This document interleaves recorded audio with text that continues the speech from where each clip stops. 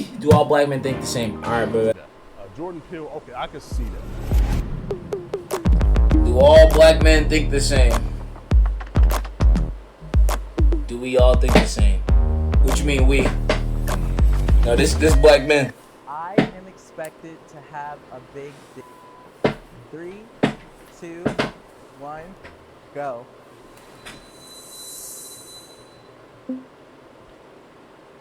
I agree. Nobody white. disagrees. I know that, nigga. Yo. Yeah, I feel like it's a stereotype. And we know that stereotypes aren't realistic, but I mean, personal encounters, I don't feel like there's leeway.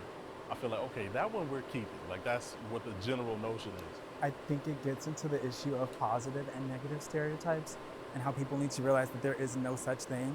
Because what you do is you put people into a box where they're expected to live up to a standard. And I feel like it's over-sexualizing black men, you know? You should want to date someone more for the pleasure physically that they can bring to you.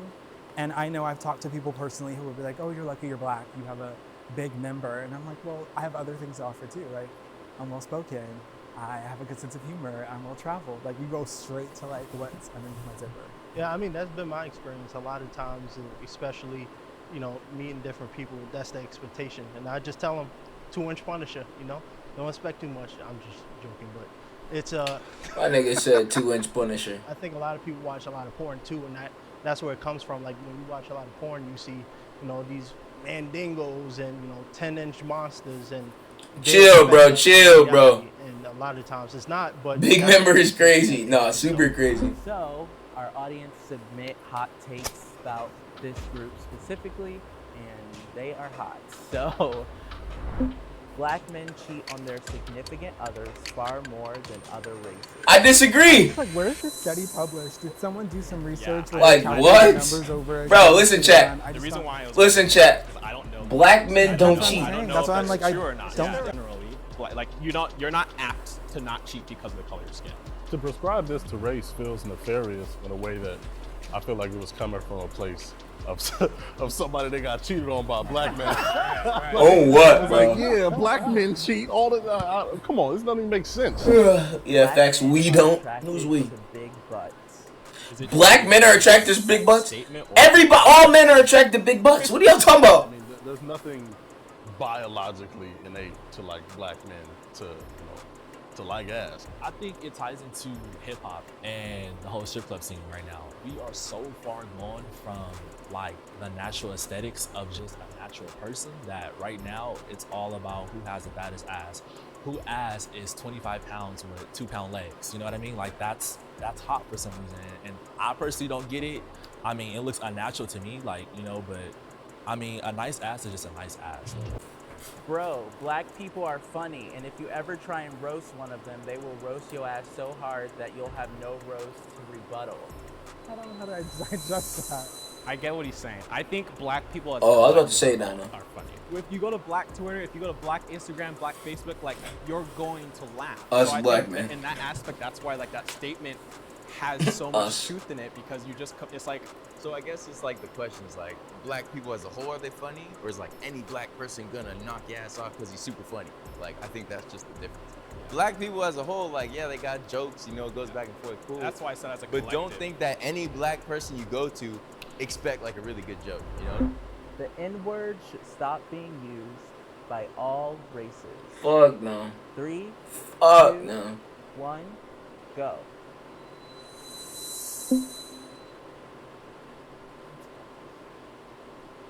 I just think the N-word, when you look at the root of the word, even slaves would use it to describe other black people when accepting their supposed oppression. All these have just depended on the person, not the race. That's what I'm saying.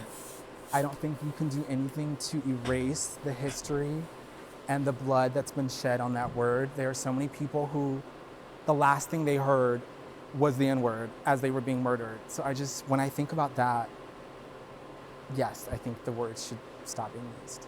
Personally, me, I feel like it kind of starts with us. The fact that we make it so cool within music and within like entertainment that it lets other people feel like they have a pass, or that it's okay because my favorite rapper said it, or I heard it here, or you guys say it all the time, how come I can't say it? But at the end of the day, it's black it's Black culture pain, and if anyone's going to be using it, it should only be us, and that's it. You can't really own a word.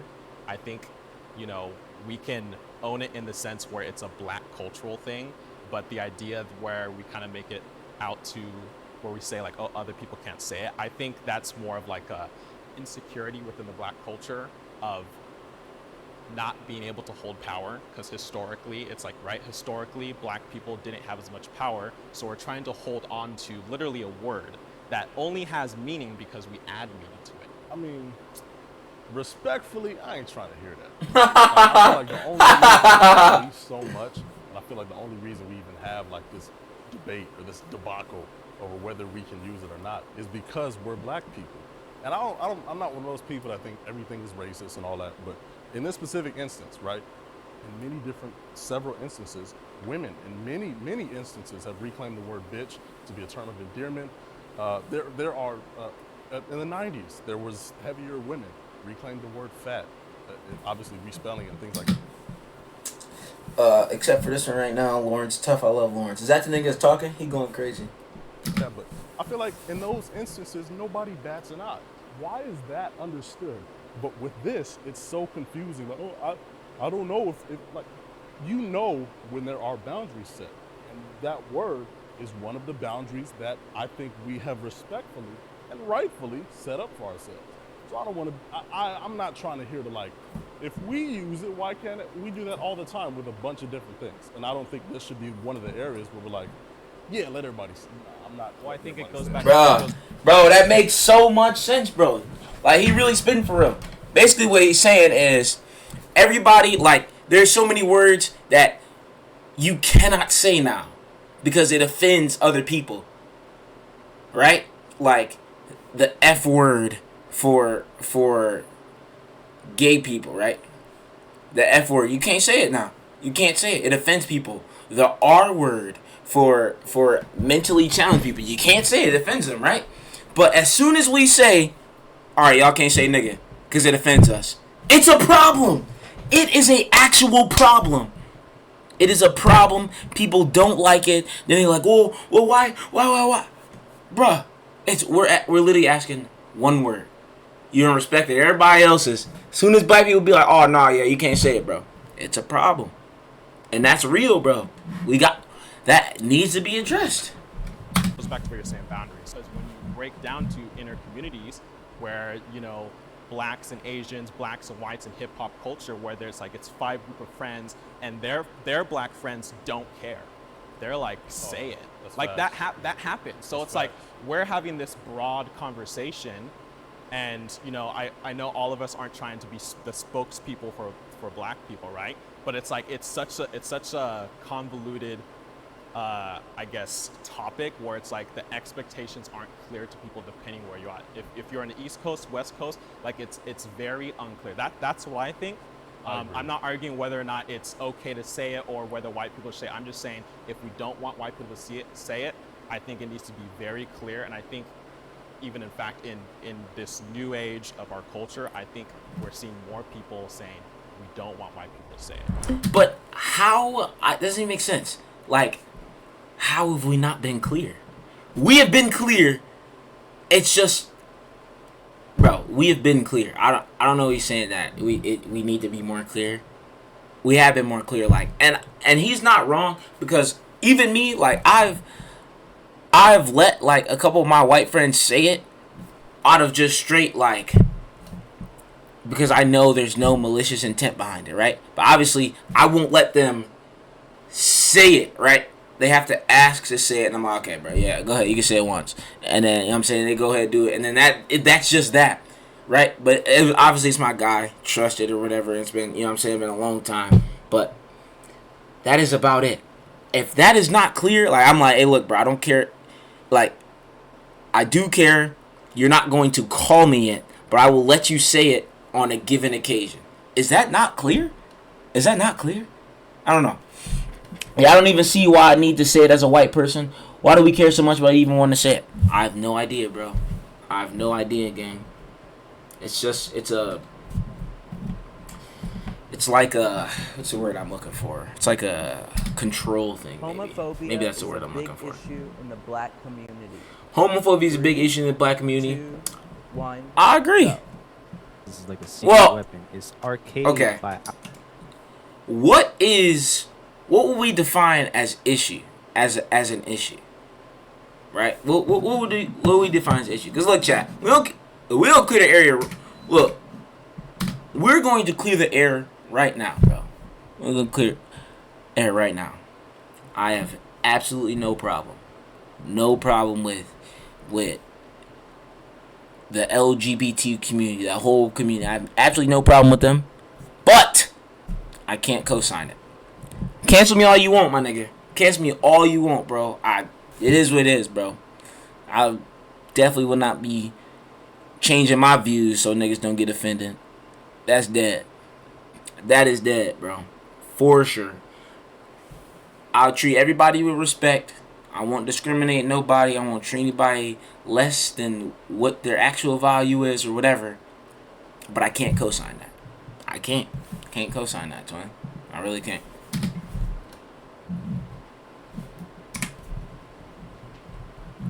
A lot of us black men, we will rather be friends with the homie that, you know, probably has a rape attached to his name than the homie that's part of the LGBTQ plus community.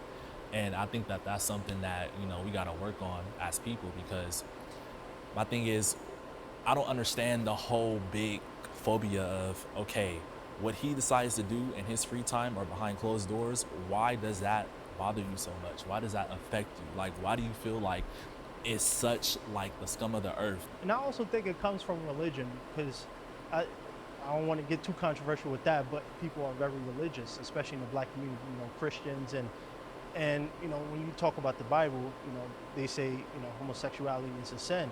So a lot of people have that ingrained in their mind. This is absolutely not right. And for a lot of people, all right, chat. Let me say this. Before we go any further, bro. Right? How God feels about it is this, right? Like I'm whatever Jesus feel about it. However Jesus feel about it is how I gotta feel about it. So they said homosexuality is a sin. That's correct. But. Like, not but as in it's not a sin, because it's still a sin. But all the other ways that we are still sinning it's the same level. So for me to like go and kill somebody is the same level of sin in God's eyes as being gay. So I can't knock anybody or treat them different because they're gay. And I'm like, and I can't look down on them because I'm like, oh, you sinning, you gay. What? It's the same sin, bro. If I lie, it's the same level of sin, bro. It's all the same in God's eyes. You know what I'm saying? If you sinning, you're sinning. That's what it is. So it's not like we can't look down, you know what I'm saying, on the people because they're gay when we're doing wrong, and it's all the same in God's eyes. You know what I'm saying? Does that make sense? Okay. Same, he knows best? Yeah, for sure, bro. And that's why I can't co-sign it. Bro. Same way I won't co-sign murder. Like, what? Like, people really get offended when you like, bro, like, this... too, when they see... Fuck that, nigga. I'm not holding my tongue, bro. I swear, bro, I've seen the LGBT community get offended when you say you can't co-sign something of theirs, but if they can't co-sign some of yours, it's completely fine. Like, I can't... If I say I can't co-sign gay marriage, right? If I say something like that, if I say I can't co-sign one, it's fine. Y'all can do whatever y'all want to do. I'm just like, I won't support. I can't co-sign, right? They can't sit there and just be at peace with that. They can't sit there and be at peace that I'm chilling on that I'm cool on that, and that's just not me. They keep, like, I've never understood that. And it's like, you want me to be comfortable with you being you, but I can't be comfortable with me being me. How does that make sense? You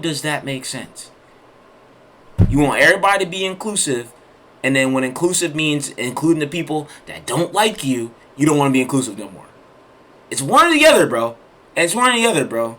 Like, that's his generation, bro. Niggas is so wishy-washy, bro. So wishy-washy. There's no firm ground, bro. Hold on, chat. Ain't nobody standing on firm ground, bro. This is the firmest ground we got right here, bro. This the firm ground we got right here, bro. The Holy Bible, bro.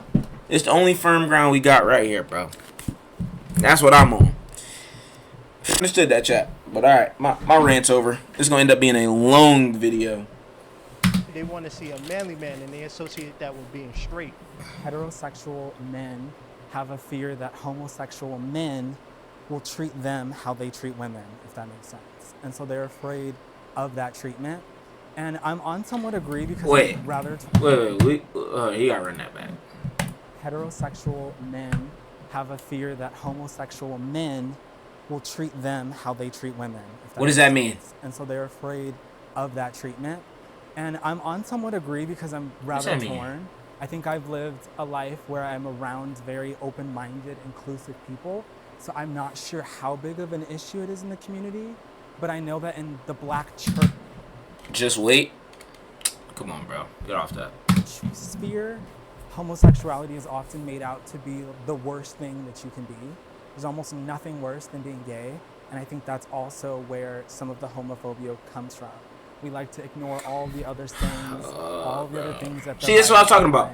That's what I was talking about. It's all the same sin. Holy, and then we just take homosexuality and make it the worst. You know, granted, the Bible says it's an abomination. I get that, but the Bible says any sin will send you to hell. So you can't be... Yeah, I agree with his last statement. I had something I was gonna say. Black and date a white. You can't be pro-black and date a white person.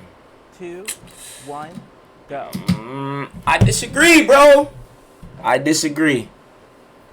I think you can be pro-black and date a white person, because you don't have to be pro-black. Pro-black doesn't mean anti anything else. It just means pro-black. Gatekeeping dating white people is wild. It's crazy, bro. It's crazy. I think really the issue just to be pro-black. That's what I'm... with this statement is, for me, if you are a stand-up person and you stand up on your morals and your character, it doesn't matter who you date. And I think a lot of the issue is a lot of people get into, interracial relationships, or they date white people and they forget who they are. And if you are pro-black, it doesn't matter if you're dating a black person, a white person, because you can date a white woman and a black woman and still not even be for the cause. So I really think Facts. for the person, Facts. if they stand on their morals or not. Bro, to a certain extent, but personally, me, I feel like if you're pro-black for everything. Like, you're for the advancement of the race. Wilson with the 1 bit. Appreciate you, gang. It's kind of hard for me to understand how someone can be pro-black and want so much for, the black culture and the black race, and then they're in a relationship with someone that doesn't represent that, So are you saying that if you are black and you're pro-black, you cannot act on attraction to someone from another race? Personally, I'm not pro-black, but in my mindset, what? I'm saying if you're pro-black... What do you mean?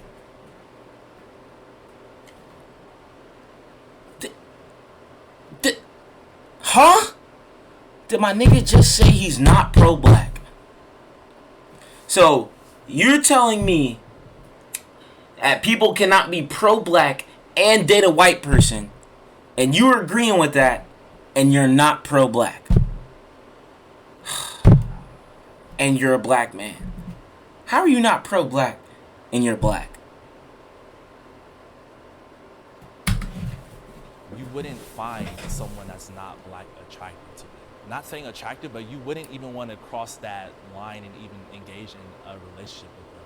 You can have like lust, like, hey, she's an attractive white woman, but ideally, you want black kids, you want black family, you want your lineage to carry on. I don't know. I feel like the question in itself kind of like low-key negates. Okay. I feel on a certain point of just the last one. We were saying that you want black kids, black family, because I'm going to keep it a bean. I got to marry a black woman, right? Because I want my kids to be black. I don't want to have mixed kids and then they go off and date some white people, and then like 3 generations down the line, my family tree is white, and they're like, oh yeah, my granddad black. I'm about to say nigga. No sir, no sir, I can't go for that. I'll roll over in my grave, gang. The demographics of the country. I mean, black folks make up GG's, 13% what up, gangster? roughly, and a lot of the time we live in concentrations. So, you know what I'm saying? If you in Iowa, it's gonna be a little tough to find you like a black woman, especially somebody that might identify as pro-black with you. So I think it depends on what you do, not who you decide to be with.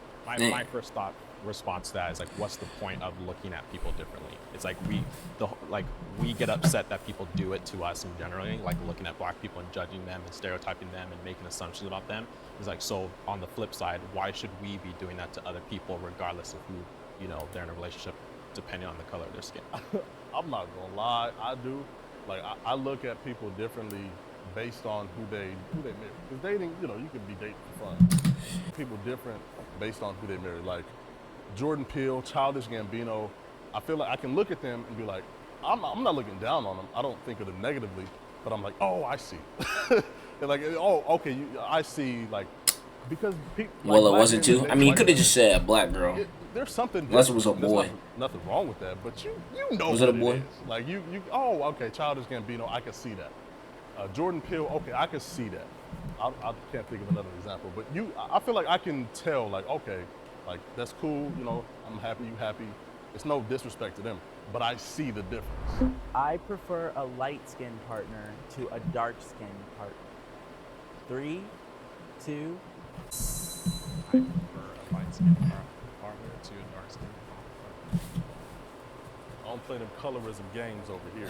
All right, so the reason why subconsciously for me, the reason why I feel that way is, you know, growing up, I was always, you know, bullied for my skin color. I always felt out of place. You know, I was always told I'm not black enough. And when you constantly hear that and you get beat down with that and, you know, you doubt yourself. And like I said, I grew up in a broken home. I grew up in a foster care system. So it took me a long time to figure out myself.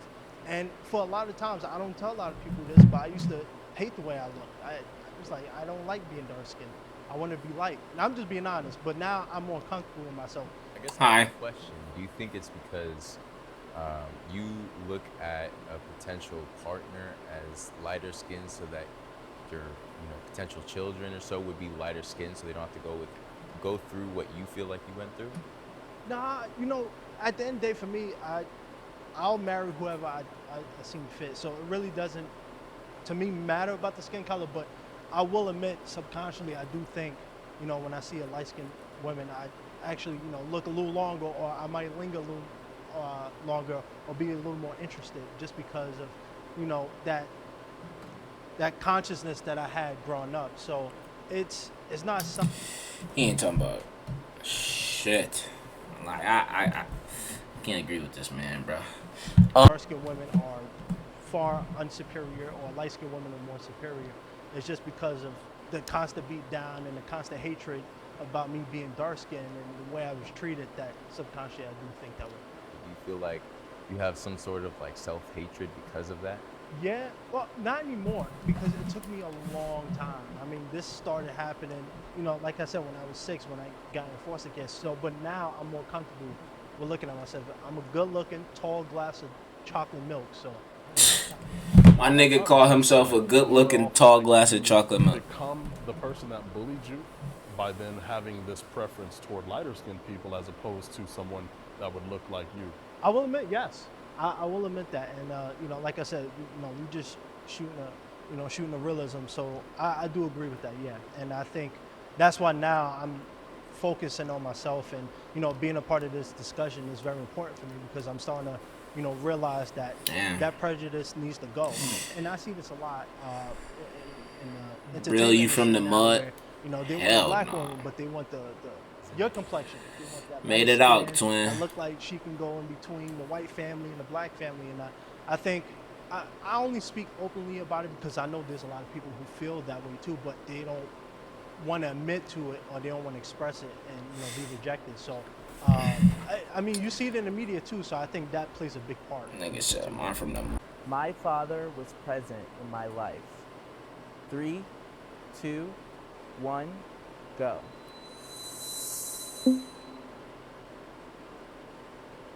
not to jump into this one, like I absolutely love my dad. I'm even getting a little emotional thinking about my dad.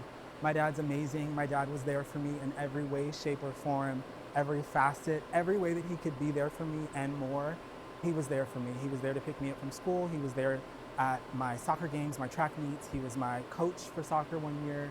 My dad taught me everything that I know almost. He is who I model my personality after. He is who I aspire to be.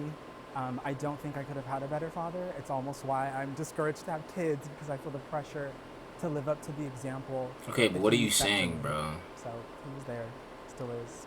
I say somewhat disagree because I ended up being put in foster care when I was 6 years old with a couple of my younger brothers, and I remember, I don't remember what my dad looks like, but I do remember he passed away when I was around 7 or 8. So I can't really fault him for that, but you know, my mom, she was widowed, so she lost her husband, and she decided to take care of us, and I don't think my life would be any different. I don't regret not having a dad, but sometimes I do wonder, you know, secretly, you know, what life would have been like if I had that fatherly figure in my life. And I think that's another stereotype that, you know, black men don't have their fathers in their life, and it's good to see, you know, a lot of y'all over there. For me, my dad was not as present as he could have been. He's a typical older Belizean dude. Their culture is just very different from American culture. It's very passive aggressive. I remember times being young and I would question my mom all the time, like, hey, like, you know, why is he not around? Why is he not there? And, you know, she did the best she could as a single mother. Now I can say my dad is very present in my life. However, I feel like our relationship is very, like, financial based, if that makes sense. Like, I feel like I don't have a real connection with my father. Like, he's there for me if I need something, like if I need to, like, if I want this, if I want that, like he's always there for me, like money wise, but I feel like I'm still like desiring for that real connection. Like how you mentioned how you have that mental connection with your father. Like I feel like I don't have that. So that kind of puts a desire into me to where I'm desperate now to be a father. Father's Day coming up, dog. That is officially a wrap. Hey! And we got you guys some merch. Thank you. Oh yeah. All right, bet. That was boring. Hater, bro. No, you're not a black man. You couldn't relate to that. That's why it was boring.